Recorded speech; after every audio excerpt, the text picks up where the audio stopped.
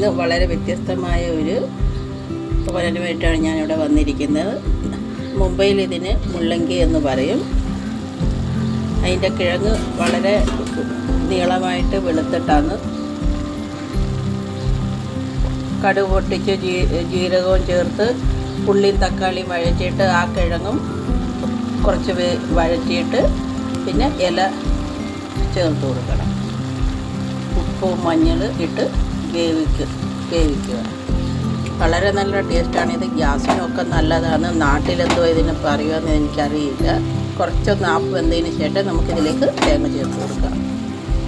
ഇത് മാത്രം മതി ചോറ് തിന്നാൻ.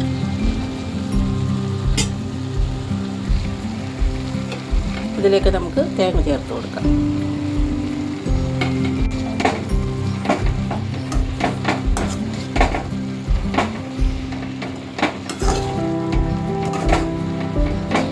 തേങ്ങയും ചേർത്തിട്ട് ഒരു 2 മിനിറ്റ് നമുക്ക് അടച്ചു വെച്ച് വേവിച്ചെടുക്കാം.